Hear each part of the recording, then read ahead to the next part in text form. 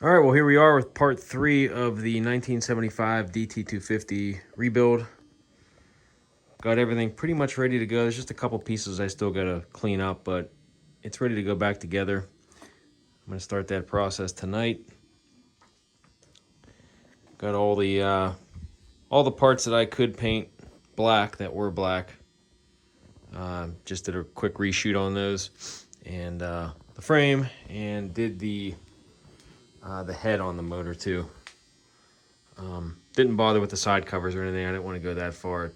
More work than I wanted to do just to get this thing back. But it'll look 10 times better than what it did when I took it apart. So just getting a shot of all the parts laid out one last time before I start the process. So here we go.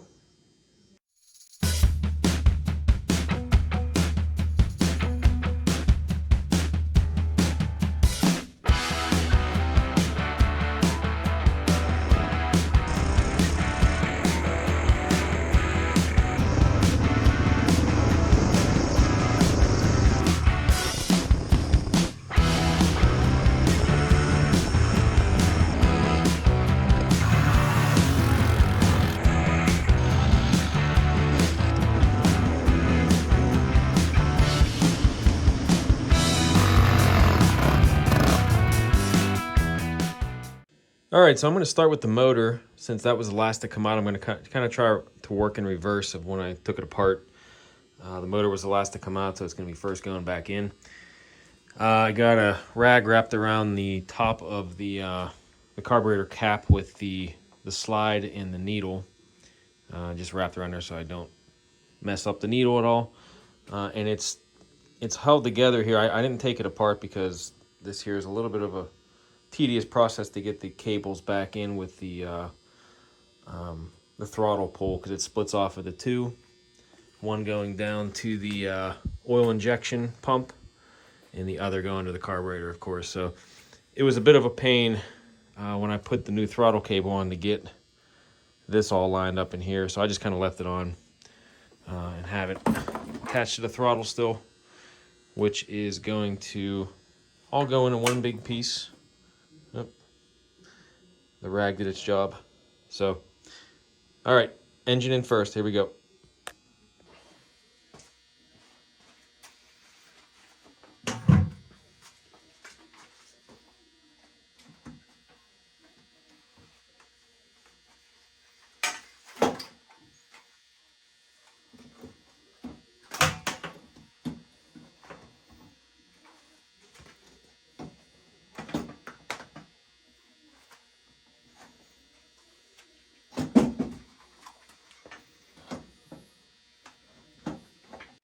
And before I go any further, I'm going to check I got to check the routing on some of these cables to see if it's supposed to go this direction. This one here is for the clutch. I got the throttle cable and the pump cable. I know that's supposed to go up this frame here, like this. Just got to check the routing on that. Oil pump. This goes up to the reservoir when that's hooked up, so that's good. So really it's just I just got to double check the routing on these cables for the throttle and the clutch as well. Oh, and also the tachometer, which is, where's that at? Right here. This cable here for the tach. Pretty sure that goes either up along here or through the through this opening. Gonna take a look now. All right, so after looking at the diagram and some pictures that I took, this in fact does go up through the center and rides right along this frame rail here. There's a fastener that holds that to there, and then this just rides up to the rest of the cable just goes up to the handlebars. And then the throttle cable and oil injection pump cable, once this is all on and centered up, this will ride along that frame tube, and the tachometer cable will ride over top of the exhaust and then up through, I think it's through this, it looked like it was through this routing bracket here. And the throttle and oil cable, the part that joins the two together, this here will sit right inside that little clip. So now I can bolt this down and get everything lined up, sign it up, and get the motor in. It's only 4 bolts, nice and easy.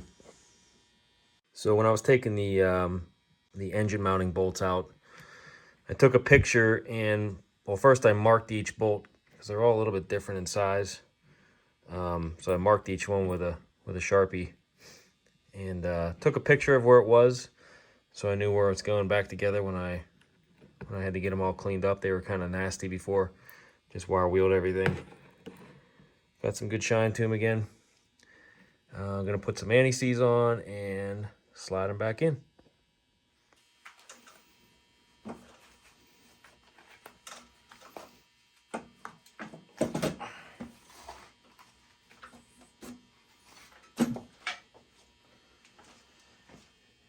There goes the nice frame paint that I had on there at the mounting points. But oh well. You won't even notice it. Alright. It's lined up pretty close. Gonna get some anti-seize on these bolts.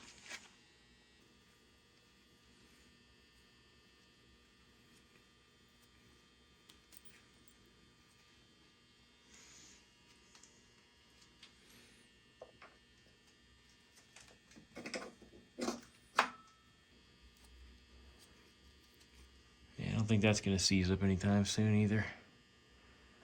A little overkill. Alright, next I'm going to focus on this upper rear engine mount bolt. It's not exactly lined up vertically, so I'm just going to wedge a piece of wood in here. It's got this wire brush handle, so I can kind of wedge it under there and then lift up and slide that bolt in here. With that up just a hair, it does line up, so this should go in pretty easy. We shall see.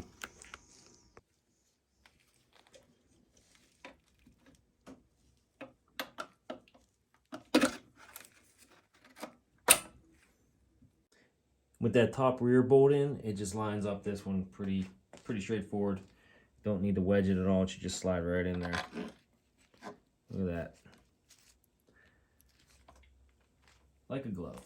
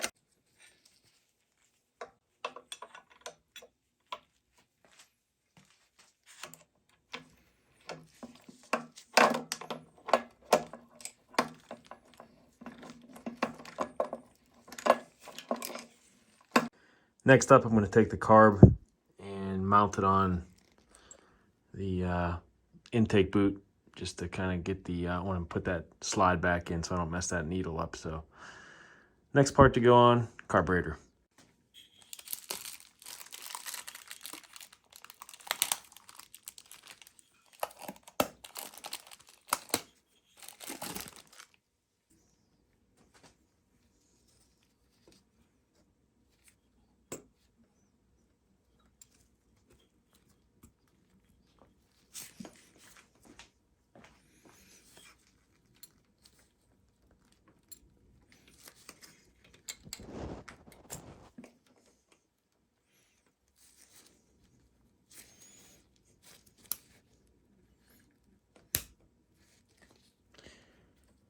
Oops, that needed replaced anyway. That was as brittle as you can get.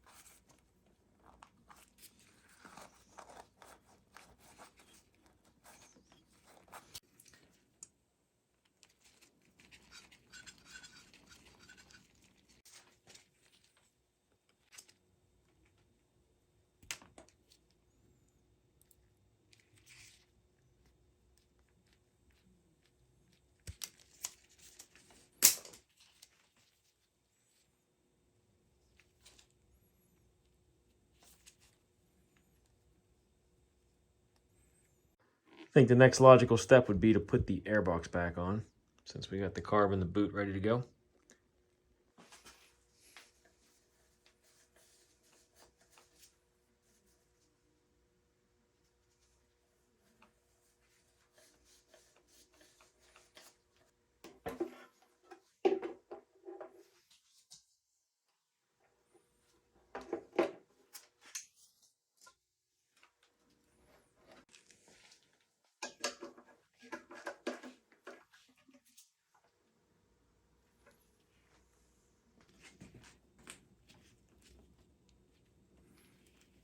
And next up, I'm going to put the oil reservoir tank on here now. Should just slide right into place.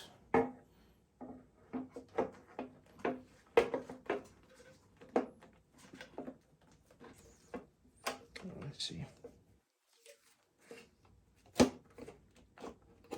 There we are.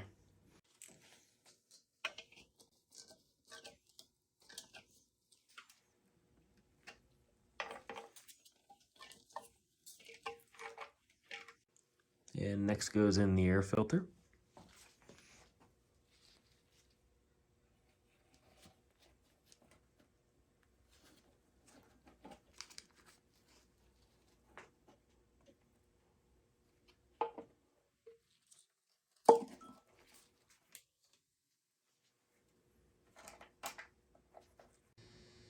And I think next I'm going to work on the back end of the bike. I'm going to put the swing arm on, shocks, and that way I can put the rear fender on as well. So swing arm going in next.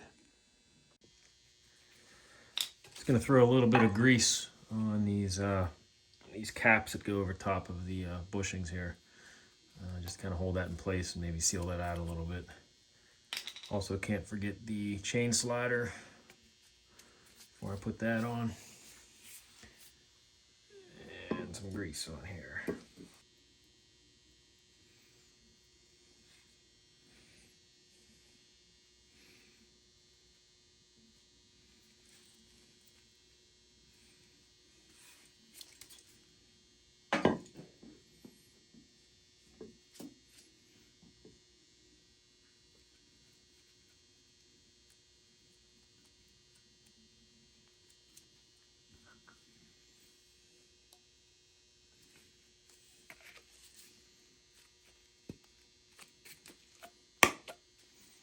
All right, it's ready to go on the bike.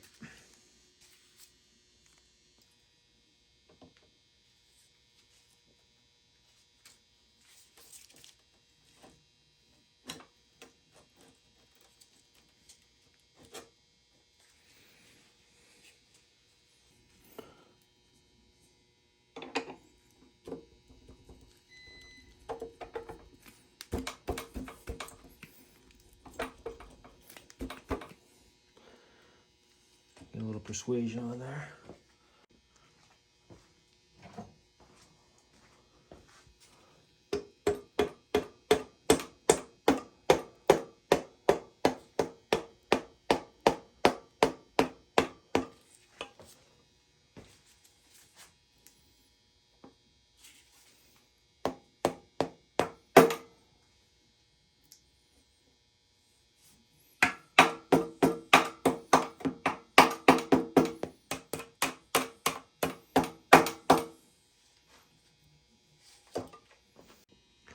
One thing I like about these old bikes is they come with grease fittings on some pivot points, like this one does on the swing arm.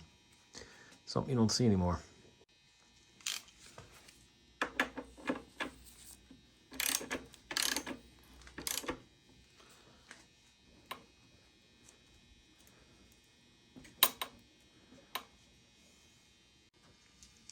Next up, shocks. I'm gonna put a little grease on these bolts so when they slide into these pivot points, it's got a little bit of lubrication on there, won't squeak.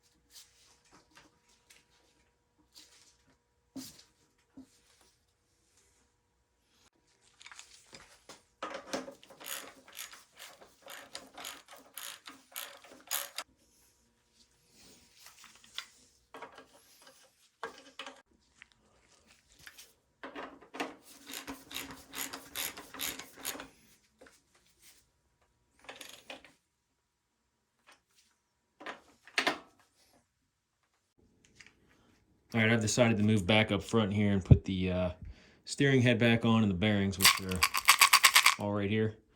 Basically gonna coat this with grease and have to lay each one of these ball bearings down on here.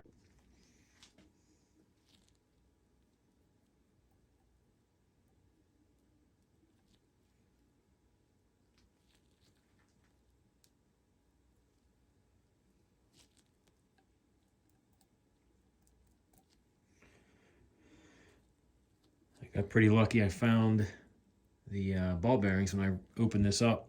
Everything fell out and bounced all over the floor. I was able to find all of them somehow with a magnet, and only took a couple minutes, surprisingly. They rolled everywhere.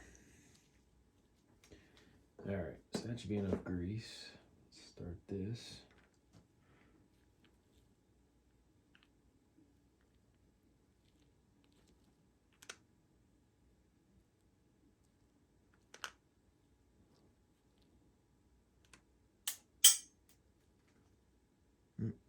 Already dropped one.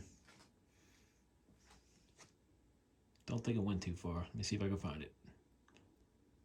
Found it.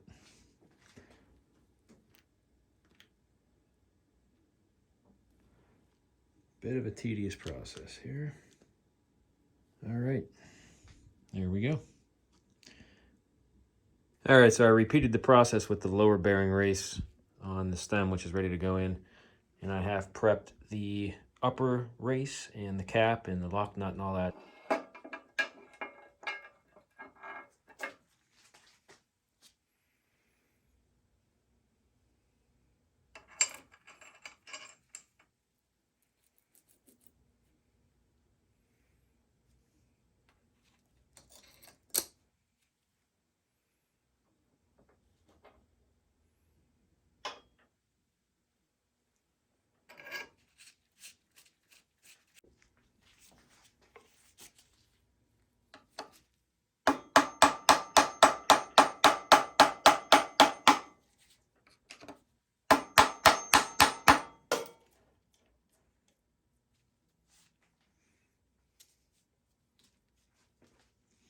All right, now that that's on, I can put the triple tree clamp down here and start getting the forks on and the rest of the front end built up.